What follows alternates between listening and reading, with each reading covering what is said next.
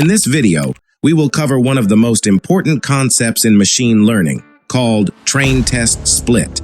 Let's say you have a data set of sold houses collected during the past 5 years, consisting of their features and corresponding prices.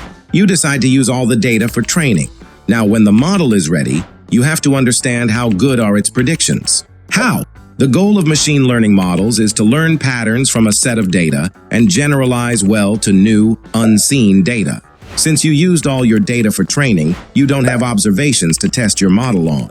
For that reason, in most machine learning projects, the data set is firstly split into train and test sets. The ratio of splitting depends on the size of the available data set and a specific scenario.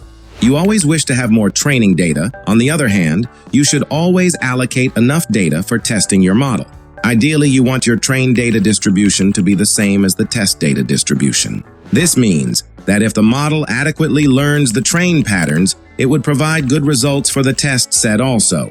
When you have enough data, you can achieve this by randomly splitting the data into train and test sets, which ensures that both subsets are representative of the overall data set. For little data, train test split can be problematic because we may not have enough samples in the splits, covering all the necessary examples of the problem domain. For instance, you have 5 villas, 4 huts, and 1 apartment. It does not matter how you split this data, you are going to face a problem with the 1 apartment you have. Note that you should never look into the distribution of the test set. This means that the train test split should be done at the very beginning of any analysis. You never want to leak information from the test set to the model. You should configure all the hyperparameters, train your final model, and only at that stage use the test data for evaluation.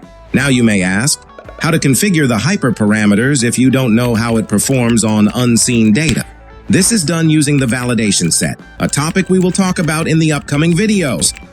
If you want to learn more about artificial intelligence, subscribe to our channel to be aware of the new videos. Press the like button and let's discuss AI in the comments section.